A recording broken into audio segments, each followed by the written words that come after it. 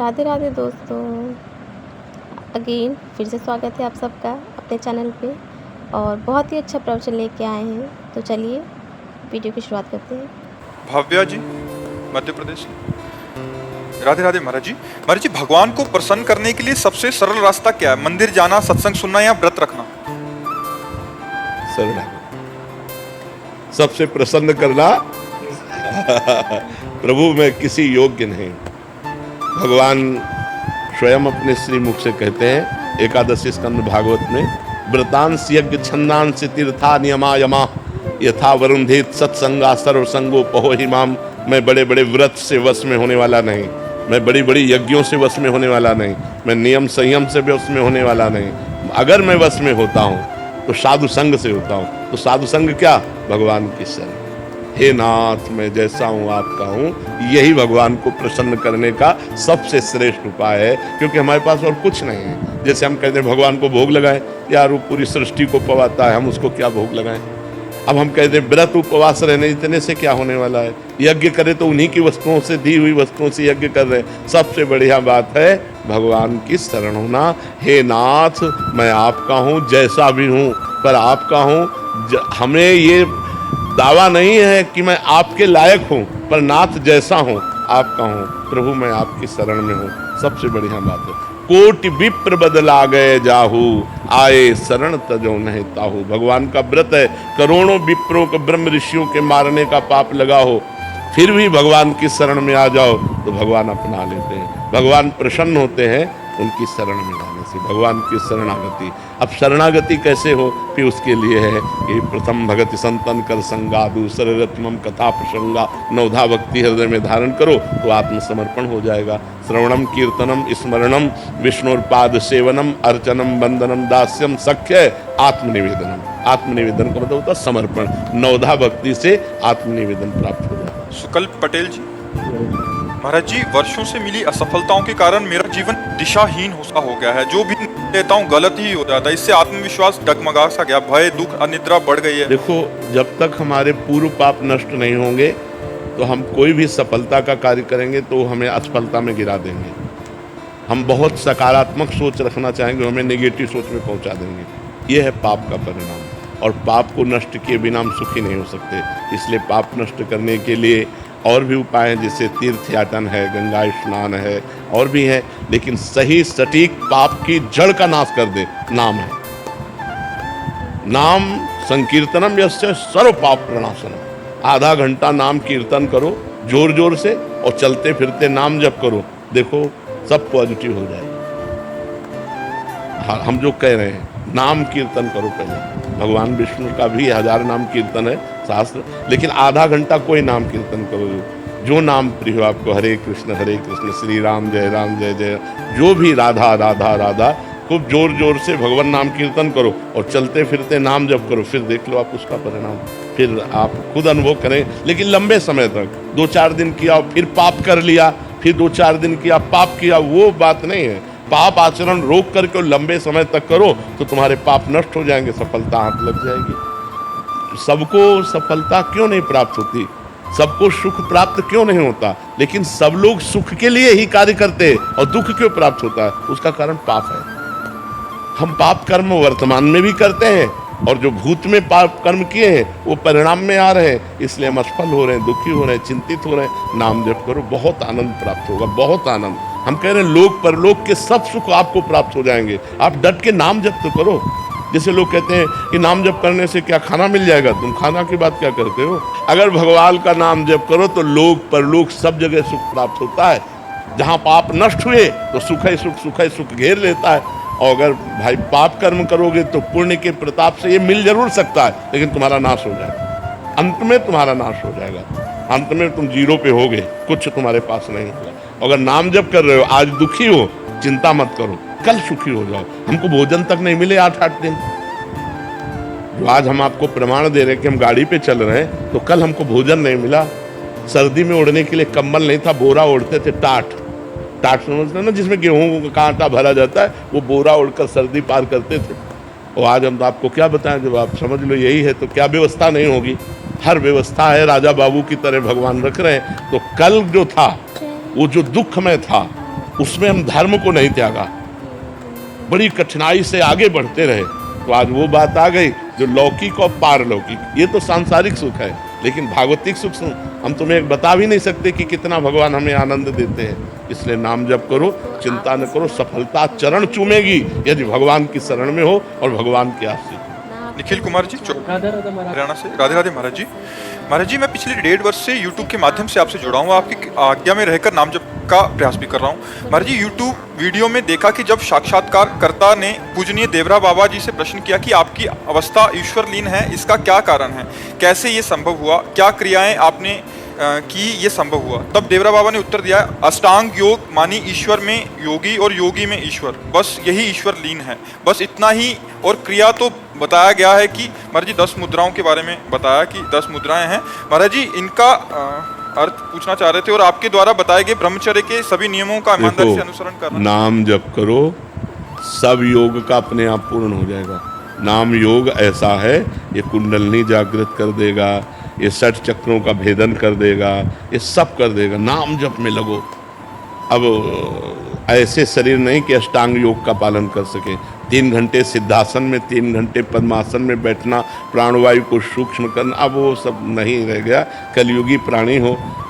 आसन में कभी बैठे हो? आसन जानते हो? किसका प्रश्न है?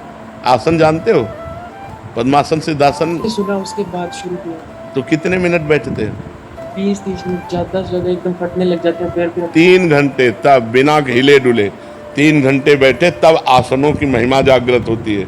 अभी तो यम नियम आसन प्राणायाम प्रत्याहार धारणा ध्यान समाधि, ये तो अष्टांग योग भैया। नाम जप करो, कलयुग केवल नाम धारा, सुमिर सुमिर नर उतरे पारा।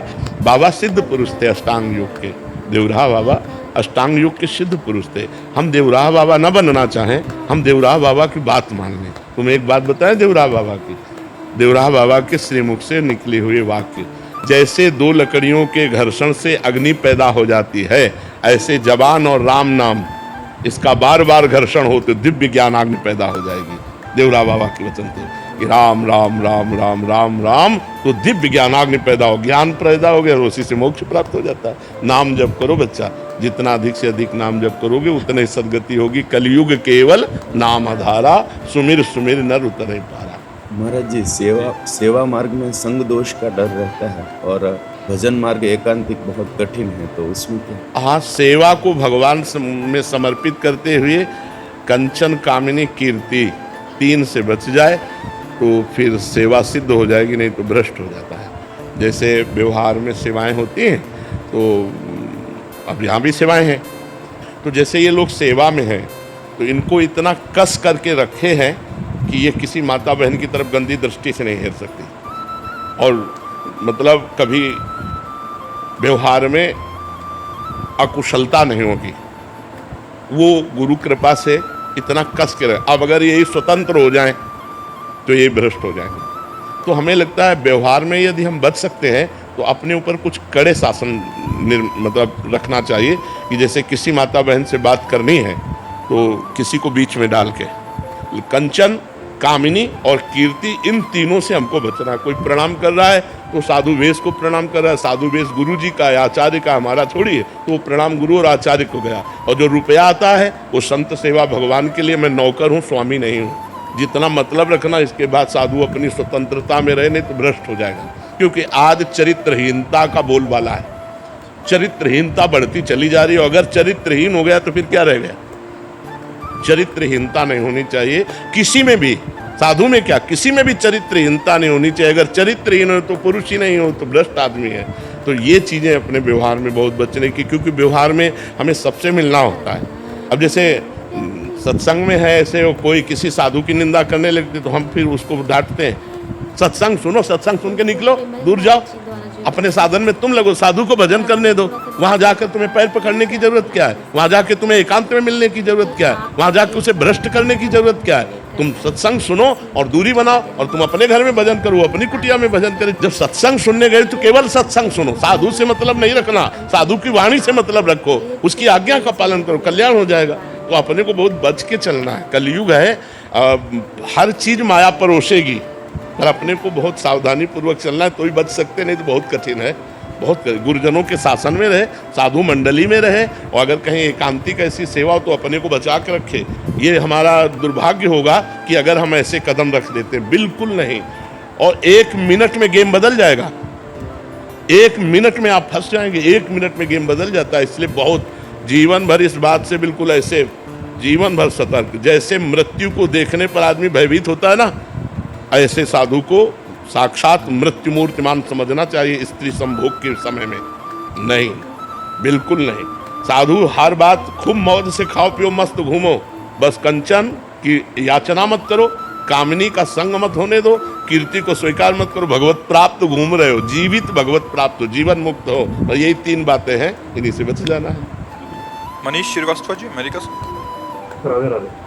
राधे राधे महाराज जी। महाराज जी, आपके चरणों में कोटि कोटि प्रणाम। महाराज जी, मैं पिछले 22 वर्षों से अमेरिका में रह रहा हूँ और मूल रूप से वाराणसी का हूँ। मैंने भौतिक रूप में अपने जीवन काल में लगभग सब कुछ हासिल कर लिया, एक अच्छा कैरियर, पैसा, स्थिरता, समाज में सम्मान, फिर भी एक खालीपन सा है। महाराज जी, मैं स्पष्टता जानना चाहता हूँ कि मेरे वर्तमान भागवतिक स्थिति को देखते हुए, जैसे कि मैं अभी हूँ, क्या मुझे भी भगवत प्राप्ति हो सकती है? क्योंकि मैंने मन ही मन ये निष्कर्ष निकाल लिया है कि इस जीवन में मेरे लिए भगवत प्राप्ति संभव नहीं है। मेरा स्वभाव ऐसा है कि चीज़ों को अच्छी तरह से समझता हूँ, पहले तो ये धारणा हटाओ, नहीं कभी नहीं होगी भगवत प्राप्ति। पहले धारणा हटाओ कि मुझे भगवत प्राप्ति नहीं हो सकती, ऐसा कभी नहीं सोचते।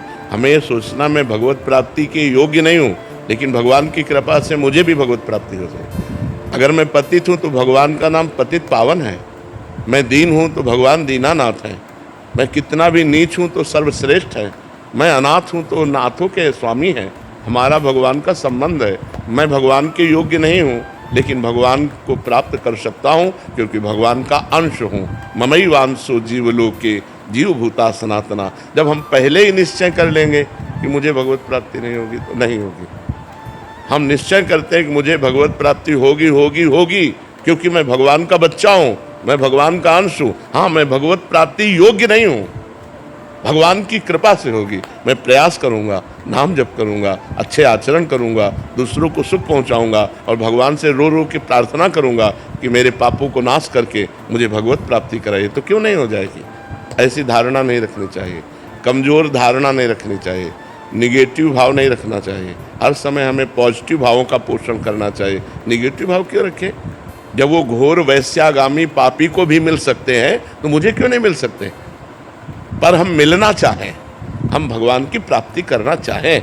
ऐसे ये कह रहे हैं कि मैं किसी भी चीज़ को लॉजिक से समझता हूँ, पिछले इतिहास से समझता हूँ, तो मतलब मेरे को थोड़ा सा क्या लॉजिक तुम्हें चाहिए? इससे बड़ा लॉजिक चाहिए? तुम भगवान के बच्चे हो कि नहीं हो, भगवान के अंश हो कि नहीं?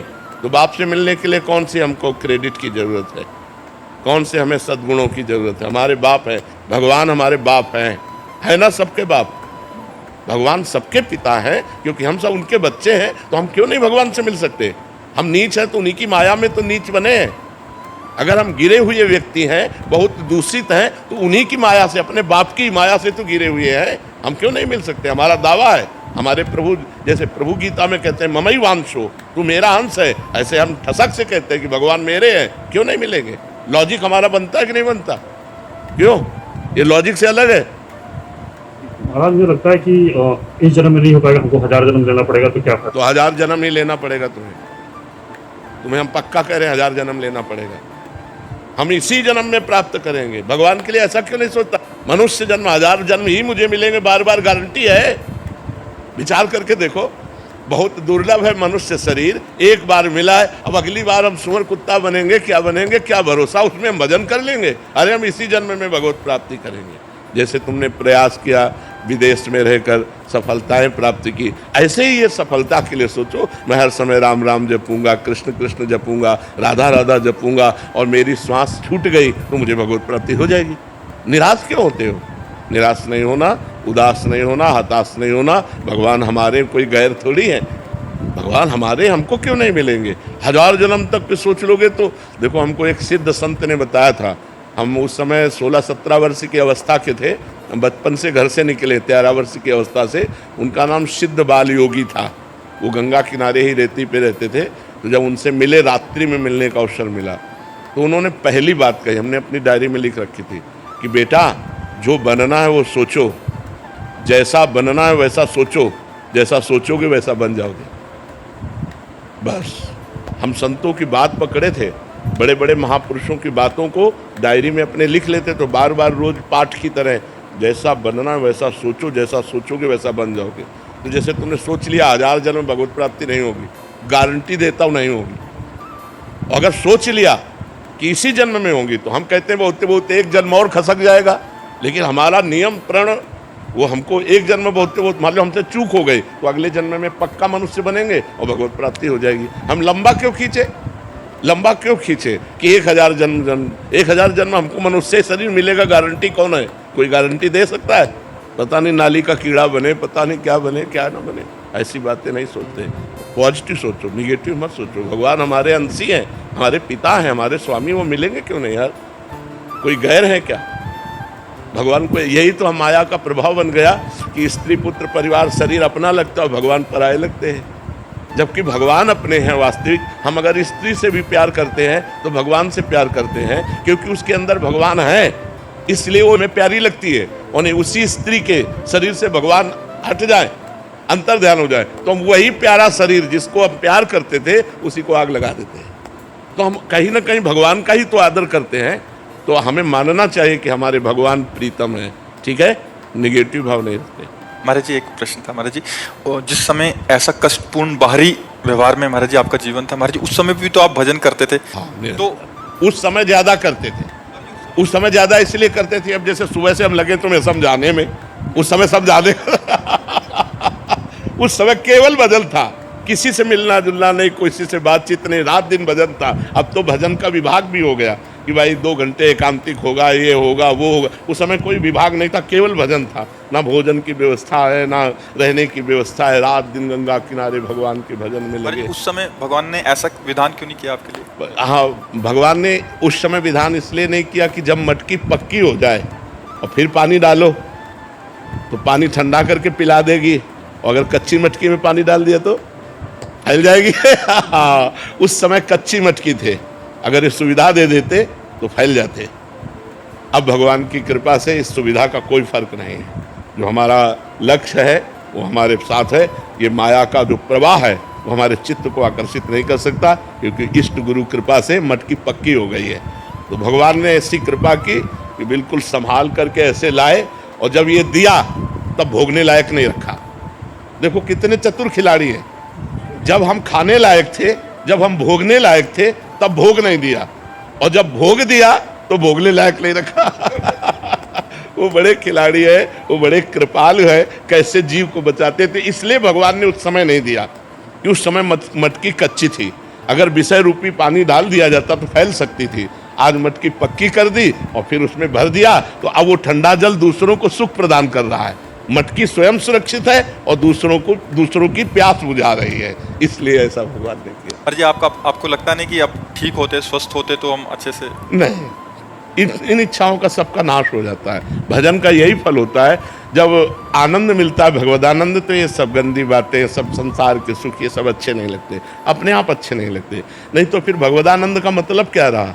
जैसे भुने हुए चने को कहीं भी बो दो, कभी अंकुरण नहीं हो सकता। ऐसे ऊसर बरसई तृण नहीं जामा, संत हृदय जिम उपज न कामा। वही संत है जिसके हृदय में कोई कामना न उपजे कि आज हम ये खाएं, आज ये देखें, आज ये भोगने, ये सब इच्छाएं नहीं रह गई। बस निरंतर भगवान जैसे चला रहे हैं, सत्कर्म होता रहे, कोई गलती ना हमसे होने पावे, भगवान का विस्मरण ना हो। बस यही एक कामना है कि कभी भगवान को भूलूं नहीं। बिसरी हो ना बिसारी हो, यही दान मोहि देव, श्री हरिवंश के लाडिले मोहि अपनी कर लियो। मैं आपको न भूलूं और प्रभु आप मुझे न भूले, मैं आपका दास हूँ। इतनी बात है, और कोई इच्छा नहीं रह गई। महाराज जी जैसे आपने बोला कि कोई गलती ना हो, तो अभी भी थोड़ा भय रहता है? हाँ, भय रहता है, अब भी भय रहता है। ये तो मरने तक रहेगा। एक वैश्या थी, तो एक संत भिक्षा मांग के निकलते थे, तो उसने मनोरंजन में कहा कि बाबा तुम्हारी दाढ़ी पवित्र कि मेरे बकरे की दाढ़ी पवित्र? वो कुछ नहीं बोले। 2 साल बाद जब उस मरण सैया पर लेटे हुए थे, बोले उस वैश्या को बुलाओ। बुलाया, कहा बेटा मेरी दाढ़ी अच्छी। बोले बाबा ये बात उस समय क्यों नहीं कही? बोले इसलिए नहीं कही कि कभी कुछ हो सकता है, आज मैं मरने जा रहा हूँ, अब कुछ नहीं हो सकता, इसलिए दाढ़ी मेरी पवित्र है। तो देखो माया बड़ी बलवान है, बड़े बड़े ब्रह्म ऋषियों को भी आकर्षित कर लेती है। हम तो बहुत छोटे जीव हैं, इसलिए हम भगवान के सहारे हैं। भय यही रहता है कि भगवान को भूल ना जाऊं, कहीं कोई गलती ना हो जाए। ऐसा मेरे जीवन भर भय बना रहेगा। जब तक शरीर रहेगा तब तक ये भय बना रहेगा कि मेरे से कोई गलती ना हो जाए, और भगवान निरंतर भजन चलता रहे, कहीं भगवान को भूल कर माया में न फंस जाऊं। ये डर बना रहता है, ये डर है कि कहीं भगवान को भूल न जाऊं, कहीं माया में ऐसा कोई आकर्षण ना हो जाए जो भगवान का चिंतन छोड़कर माया का चिंतन होने लगे। क्योंकि शिव विरंचिका मोहई, माया कैसी है? शिव विरंचिका मोहई को है बपुरान, अस जिय जान भजी मायापति भगवान। ऐसी भगवान की माया की बड़े बड़े ईश्वर कोटि के लोगों को भी मोहित कर ले तो अपने क्षुद्र जीव हैं, अपने मोहित हो जाए तो कौन सी बड़ी बात है। बड़े बड़े ब्रह्म ऋषियों को नचनी नाच नचा दिया, जो माया सब जगह ही नचावा, जा सुचरित लख काहू न पावा। तो उस माया के आगे हम ताल ठोक दे, ऐसी बात नहीं। हमको डरना पड़ेगा कि भगवान आपकी कृपा से आपकी माया कभी हमको आकर्षित न करे और हम आपके भजन करते हुए शरीर पूरा हो जाए। ये डर रहता है कि कहीं वृंदावन न छूट जाए। अब कहते वृंदावन कैसे छूट जाए? मान लो ऐसी कोई भयंकर पीड़ा हुई, बोले चलो बम्बई ले चलो, यहाँ तो अस्पताल है नहीं। हे भगवान, कभी हमको धाम न छूटे, नाम न छूटे, कहीं कोई ऐसी परिस्थिति ना, मान लो शरीर में इतना दर्द शुरू हो जाए कि नाम ही छूट जाए, तो नाम न छूटे, धाम न छूटे, कोई गलती ना हो, ये बातें बनी रहती। तो दोस्तों, आपने सुना प्रेमानंद महाराज जी ने क्या कहा कि भगवान की प्राप्ति कैसे हो सकती है। ऐसे होगी कि हम उपवास कर रहे हैं, मन में तो उपवास हम कर रहे हैं, जैसे उनके विचार है और मेरे भी विचार है जिनका मैं विश्लेषण आपको बताने वाली हूँ। कि चलिए, उन्होंने कहा कि भगवान की दी हुई वस्तुओं से उन्हीं का यज्ञ कर रहे हैं, उपवास कर रहे हैं, तो इससे भगवत प्राप्ति नहीं होगी। मैं भी सहमत हूँ, इससे भगवत प्राप्ति नहीं होगी। क्योंकि देखिए दोस्तों, कि हम उपवास कर रहे हैं, ठीक है, लेकिन उपवास करने क्या भाई, हम व्रत हैं और हमारे अंदर क्या चल रहा है, दूसरे के प्रति द्वेष चल रहा है, हमारे अंदर ईर्ष्या चल रही है, हमारे अंदर परवक्त हम सोच रहे हैं कि उस इंसान ने मेरे साथ अच्छा नहीं किया था, तो उसे किस तरह के सबक सिखाना है, और उसे मेरे साथ ये किया, मैं उससे बात नहीं करूँगा, ऐसे नहीं करूँगा, मैं उसके प्रति अंदर आपके अंदर द्वेष है, तो भगवान आपको कैसे प्राप्त होंगे दोस्तों, बताइए। देखिए, मैं ये नहीं कहती कि मत रहिए, व्रत भी रहिए, ये एक श्रद्धा है, श्रद्धा भाव से रहा जाता है। बहुत लोग होते हैं जिनके अंदर कोई भी कभी बुरे विचार नहीं आते, श्रद्धा से पूरे तरीके से व्रत रहते हैं, और आप व्रत रह रहे हैं, ठीक है। प्रेमानंद महाराज ने कहा कि जो वस्तुएं उन्होंने हमें दी है, उन्हीं से हम उन्हें यज्ञ करा रहे हैं, उससे भी भगवान, सही बात है भाई। जितने भी सृष्टि में एक छोटी सी छोटी चीज़ भी है, वो प्रभु की तो दी हुई है ना दोस्तों। अगर ईश्वर ना हो तो ये हमें चीज़ें कहाँ से प्राप्त होंगी। ईश्वर की मर्ज़ी से हर चीज़ होती है ना। तो ये भी एक ठीक है कि उन्हीं की दी वस्तु से हम उन्हें दे रहे हैं, तो भगवान, बस सही बात है कि जो है भगवान इन सब चीज़ों से, भगवान को इन सब चीज़ों का कोई लालच नहीं होता, कोई प्रलोभन नहीं होता। बस दिल साफ होना चाहिए आपका। अगर दिल से आपने याद कर लिया तो भगवान आपको दर्शन देते हैं, भले ही सपने में दे, कैसे भी दे, लेकिन भगवान आपका साथ ज़रूर देते हैं। बस आप उनको दिल से याद करिए। दिखावा की चीज़, अगर आपके पास बहुत लोग होते हैं भाई जो सक्षम है, वो पूजा पाठ बहुत अच्छे तरीके से करते हैं, और अच्छे तरीके से मतलब सभी लोग करते हैं, अपने सामर्थ्य के हिसाब से सब लोग करते हैं। लेकिन जैसे बहुत रिच लोग होते हैं, और सुबह-सुबह फल हो गया, ड्राई फ्रूट्स हो गए, सूखे मेवे हो गए, और पंचामृत हो गया, लड्डू हो गया, बहुत सी चीज़ें चढ़ाते हैं। लेकिन ये जो नहीं सक्षम है, वो क्या एक धूप बत्ती जला देते हैं अपने घर के मंदिर में, वही बहुत होता है। क्या श्रद्धा भाव होना चाहिए ना। भगवान उतने, जो बड़े घर में भी भगवान भी वही हैं, छोटे से घर में भी भगवान भी वही। भगवान तो हमारे कण-कण में व्याप्त है दोस्तों। भगवान तो इस पूरी सृष्टि में व्याप्त है। भगवान को प्रसन्न करने के लिए क्या है, बस आप उनको आत्मसमर्पण, जैसे प्रेमन महाराज ने कहा कि आत्मसमर्पण, ठीक है, कि आत्मसमर्पण क्या है कि बस खो जग गए भगवान में हम। मतलब दोस्तों, उनको हमने कहा कि आपके अंदर हमने आपको सौंप दिया है खुद को, आप जो भी हमारे लिए करेंगे अच्छा करेंगे, जैसा भी करेंगे अच्छा करेंगे, दुःख भी देंगे वो भी हमारे अच्छे के लिए होगा, सुख देंगे तो वो तो अच्छे के लिए होगा ही, ठीक है। तो उससे क्या है, आपके इस जन्म के साथ-साथ आपका आने वाला जन्म भी तर जाएगा दोस्तों। बस भगवान में खुद को समर्पित कर, खुद को भगवान को सौंप दीजिए, ठीक है। कोई आशा मत रखिए, कुछ नहीं, बिना उम्मीद से हर चीज़ करिए। फिर देखिएगा दोस्तों कि आप जब भगवान में समर्पित हो जाएँगे ना, तो उसकी जो आनंद की अनुभूति होती है वो एक अलग लेवल की होती है। आगे प्रेमचंद महाराज जी ने क्या बताया कि नाम, भगवान के नाम की महिमा क्या होती है। ठीक है? तो भगवान के नाम की जैसे उन्होंने बताया कि आप कुछ भी करिए लेकिन आपके अंदर अगर पाप आपके अंदर नहीं आपके आस-पास भी व्याप्त है, तो आपके उस काम में वो रुकावट ला देगा, आपको वो काम पूरा नहीं होने देगा। सही बात है, लेकिन उन्होंने बोला ना कि नाम अगर आप जो है सॉरी दोस्तों, उन्होंने बोला कि अगर आप नाम कर जब करते हैं, बैठते, उठते, चलते-फिरते, फिर देखिए किस तरीके से आपके सारे काम हो जाते हैं। तो मैं भी यही कहूँगी कि आपके काम हो जाते हैं, क्योंकि पता है जब हमारा आस-पास का वातावरण सकारात्मक होता है, हमें पॉज़िटिव एनर्जी मिलती है, तो हमारा जो बॉडी का ऑरा होता है, जो हमारी मतलब स्पिरिचुअल जो ऑरा होता है, हमारी जो आंतरिक शक्ति होती है, ऊर्जा होती है, वो भी जागृत होती है। तो उसके भी कुछ पॉज़िटिव इम्पैक्ट हमारे ऊपर पड़ते हैं ना। तो जब हमारे आस-पास सकारात्मक चीज़ें, हमारी बॉडी में सकारात्मक चीज़ें चल रही हैं, तो हमारे साथ भी क्या है, जिस प्रकार से बॉडी रिएक्ट करती है, वैसी चीज़ें होती हैं। भई आप देखिए खुद सोचिए, आप कोई काम करने बैठे हैं, ठीक है दोस्तों?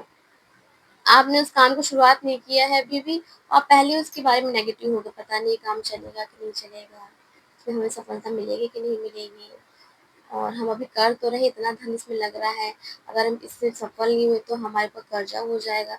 क्या है आप नेगेटिव सोच रहे हैं ना, तो उसका इम्पैक्ट भी जो हमारे ऊपर नेगेटिव पड़ता है, वो आपको नोटिस करिए वो आपका काम आगे चल के रुक जाता है। आप पॉज़िटिविटी के साथ उस काम को करिए कि हम ये काम कर रहे हैं ऊपर वाले के, प्रभु की इच्छा से हमारा ये काम हो रहा है, अगर उसकी मर्ज़ी नहीं होती तो हम इस काम की शुरुआत नहीं कर पाते।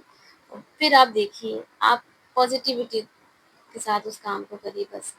फिर देखिए वो आपका काम किस प्रकार से चलेगा। आपके अंदर जब पॉज़िटिविटी रहेगी, तो आपके आस-पास का वातावरण भी पॉज़िटिव रहेगा, आपके अंदर ख़्याल भी पॉज़िटिविटी आएँगे, तो उस चीज़ का इम्पैक्ट हमारे बिज़नेस पे, हमारे स्टडी पे, हमारे जो है घर में लोगों के संबंधों के साथ बचते हैं।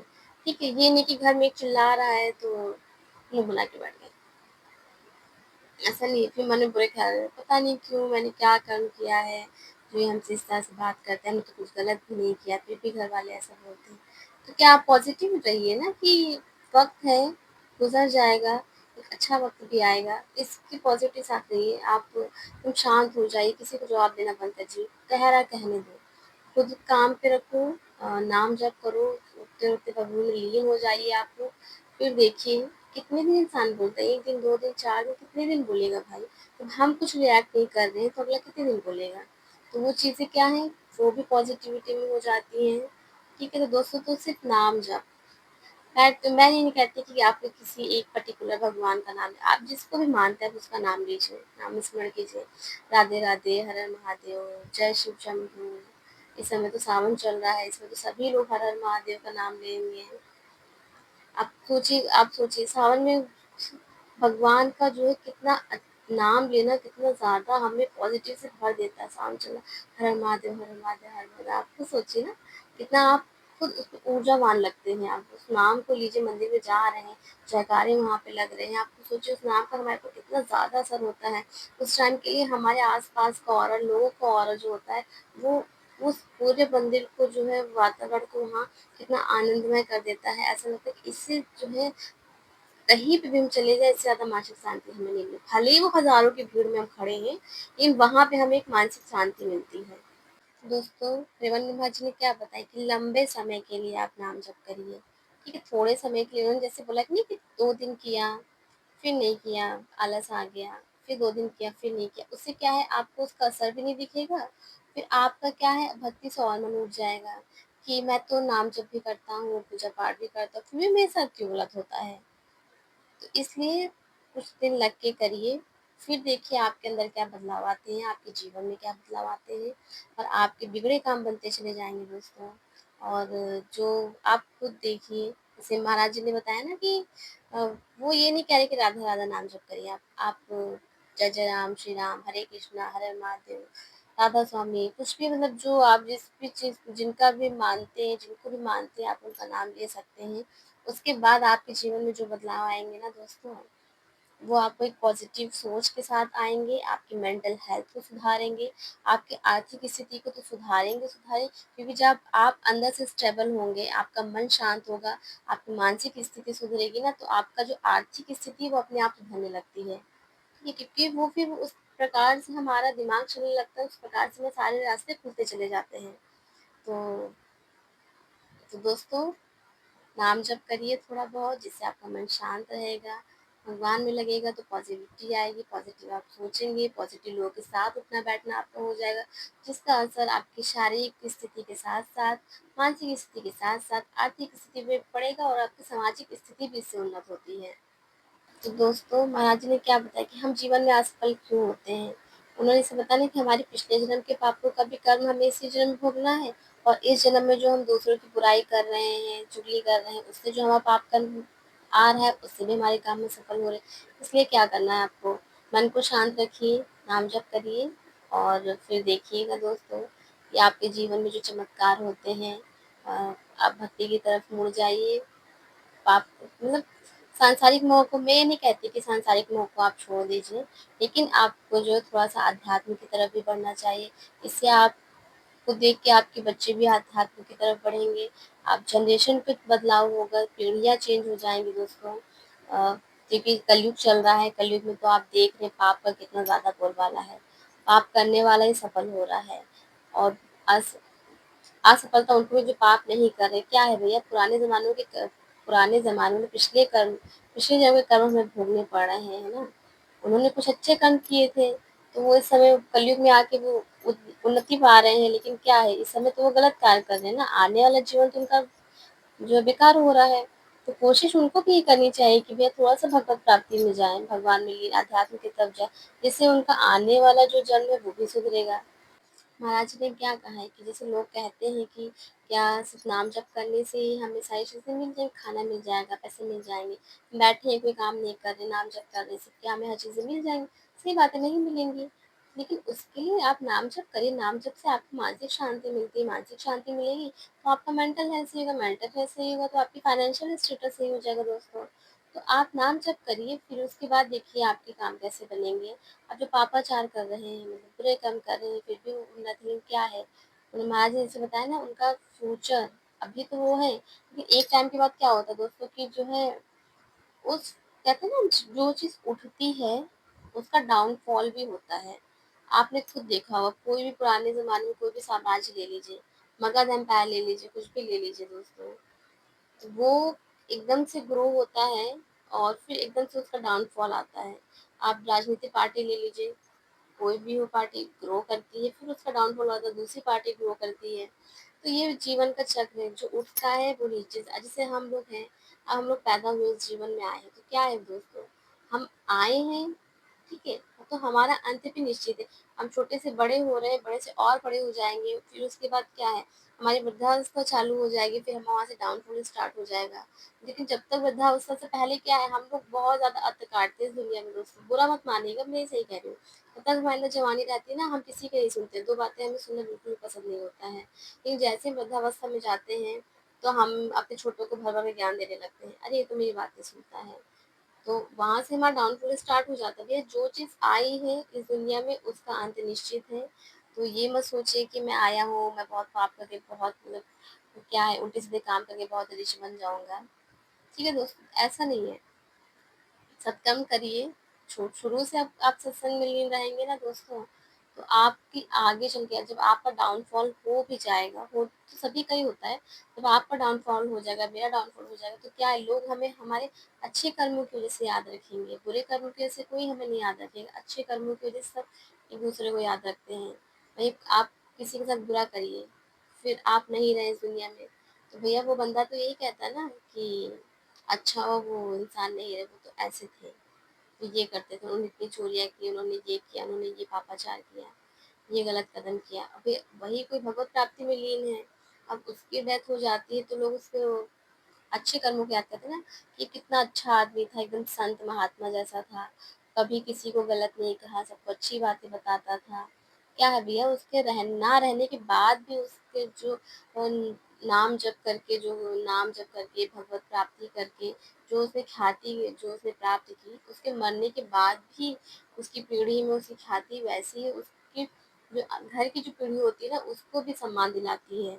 इसलिए अभी भी समय है, जो है मैं यही कहना चाहूँगी दोस्तों, इसलिए अभी भी समय है, थोड़ा सुधर जाइए, थोड़ा-सा अच्छी बातें कीजिए, थोड़ा-सा गीता पढ़िए और सत्संग सुनिए, प्रवचन सुनिए, राधा जाप कीजिए या कुछ भी नाम जाप कीजिए, मंदिर जाइए, थोड़ा-सा दान पुण्य करिए, गरीबों को भी खाना खिलाइए।